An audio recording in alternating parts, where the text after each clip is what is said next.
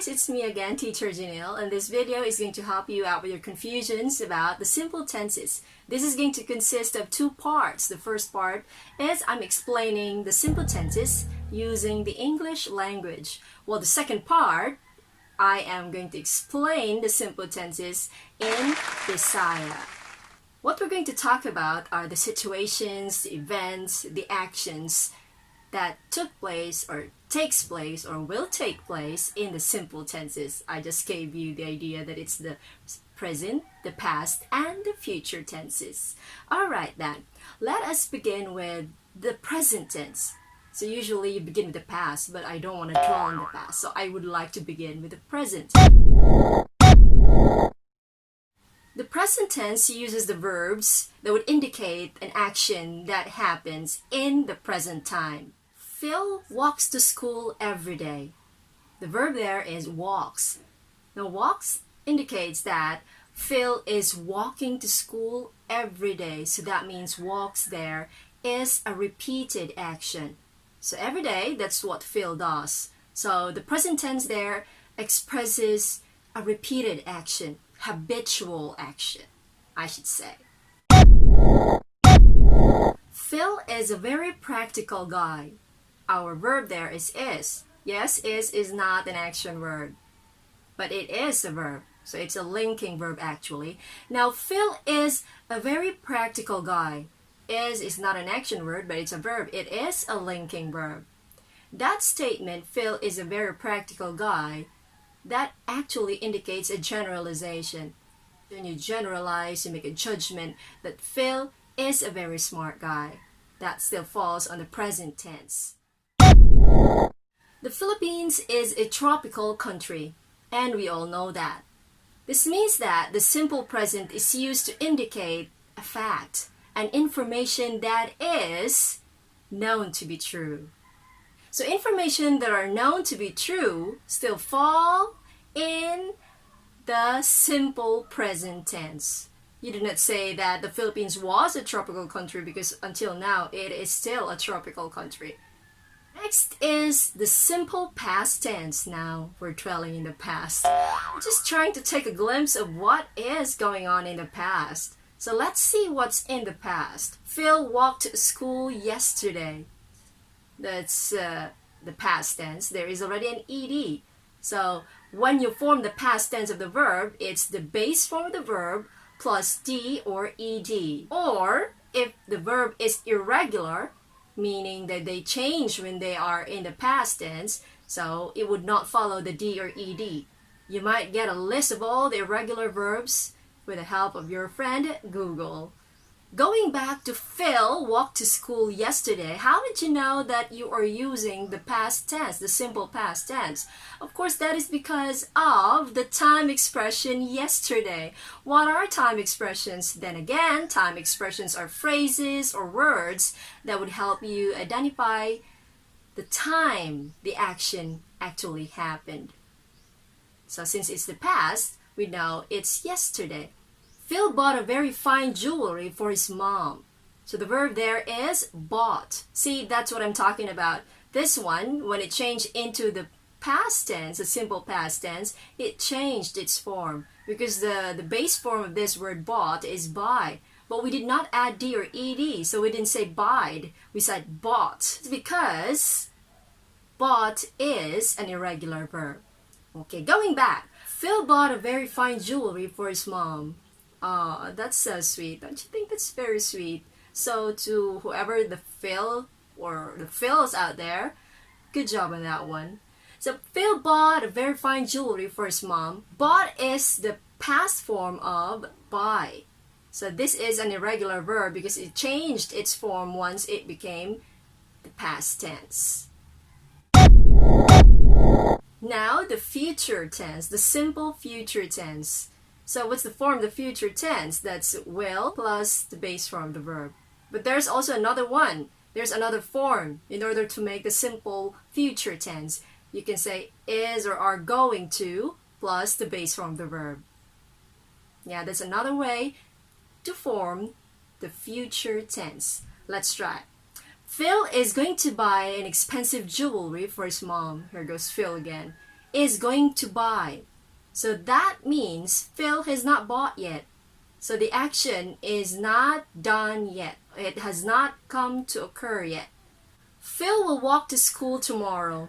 This one is easy. You'd know it is in the future tense because of the time expression. What's the time expression there?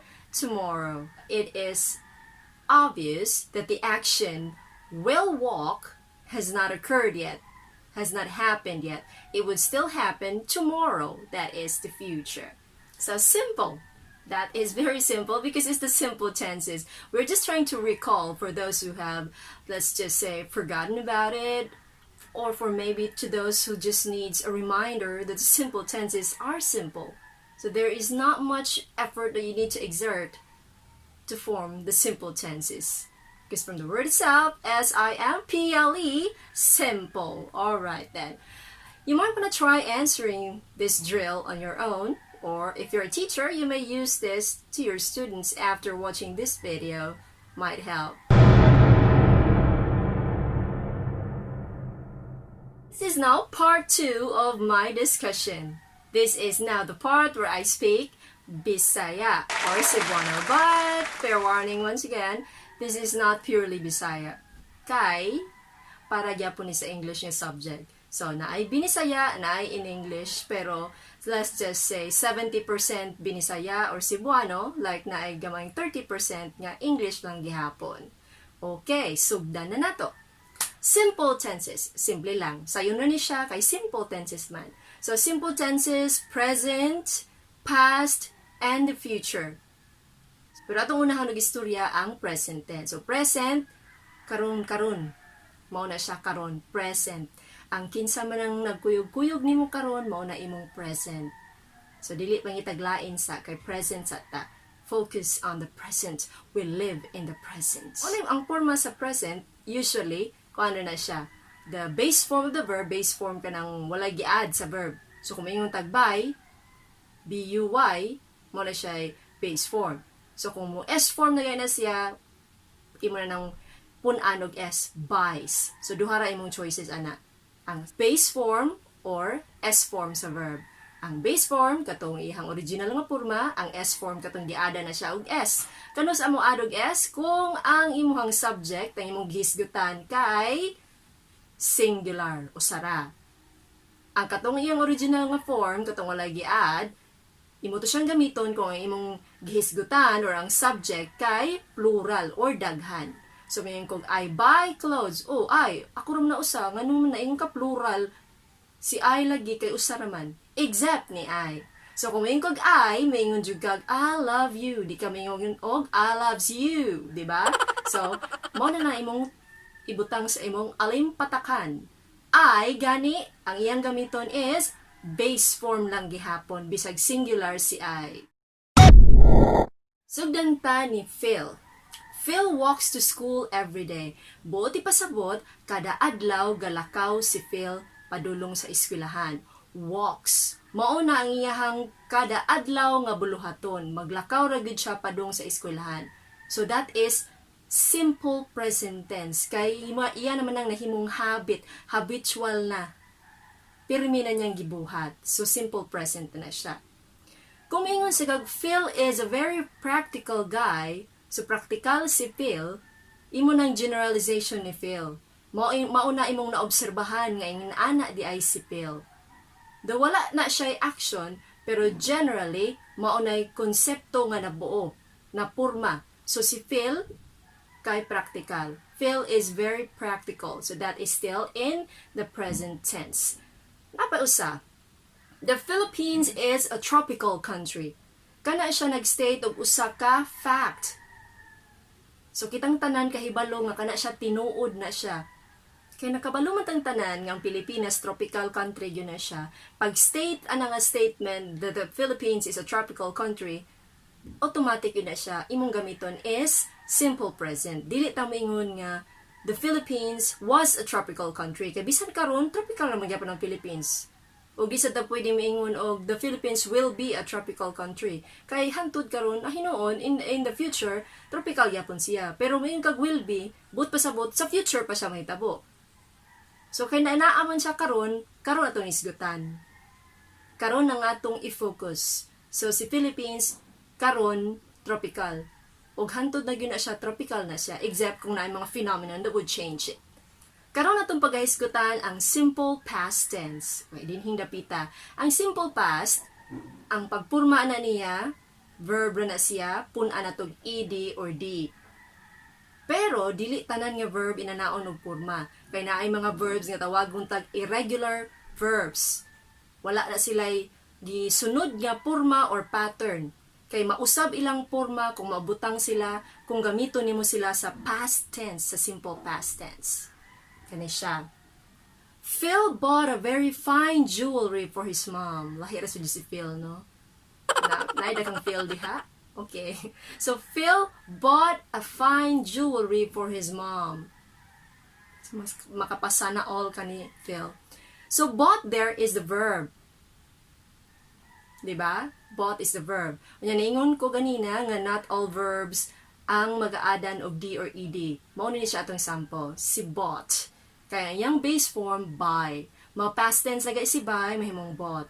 Muna siya example sa mga irregular verbs, nga kung saan ang lista sa mga irregular verbs, pwede rin yun yung makitaan sa inyong best friend nga si Google. Sunod ang future tense, the simple future tense. Unsa may naaani ni simple future tense? Kani si simple future tense, mo ni siya itong mga kaugmaon. Ang mga umaabot nga mahitabo mo na ang future tense. So kung moingon kag Phil is going to buy an expensive jewelry for his mom, moabot ra ng adlaw nga mopalit si Phil of expensive jewelry. Is going to buy mao na ang form sa verb. So unsa day forma sa future? Actually duha na siya. Ang pinakasikat nga forma sa future tense kamo ana yung kag will or shall plus the base form of the verb. So, will or shall buy. Pero kani siya nga sentence, lahi iyang gigamit. Pero pwede gihapon ni siya, ba simple future. So, is or are going to plus the base form of the verb.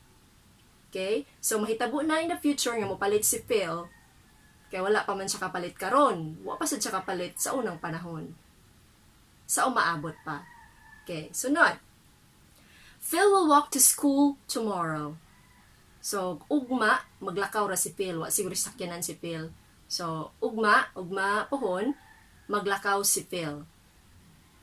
Sayon na paghibaw nimo nga ugma ka nga future na siya tungod sa time expression nga tomorrow. So, mo na itong bandayan ang time expressions para may bawaan na to nga mao di ay ni, future di ay ni. So, what if walay time expressions? Usahay, walay time expression, buti pasabot na ay situation nga imong angay sabton para may bawo ka nga ay wala pa ni nahitabo. Aka ni nahitabo na aka ni karon ni siya. O ana, mao na imong pagatan-awon.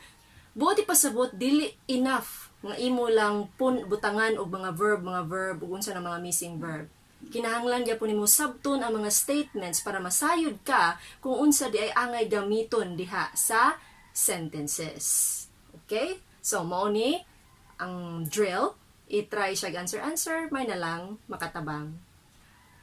So, once again, si Teacher Janelle Deaine, I hope nakatabang ko ninyo aning higayuna sa pag-explain sa simple tenses of the verb. Hinaot pa nga maayo ang inyong journey sa inyong English class. Okay, so di lang tayo pala maayo Bisaya kay basin inyo na kung biyaan dire kay wala ta nagkasinabot kay nagadugo-dugo na sad mo sa Bisaya. Pero di ko ninyo pwedeng biyaan kay nagadugo-dugo mo sa in English kay kinahanglan mo makaton og in English. Kay matud pa, globally renowned language, globally used language. Okay, pero dili na to angay kalimtan ang ato ang kaugalingong lingwahe. Thank you guys for watching this video. I hope to see you soon in my other videos. Ta-ta!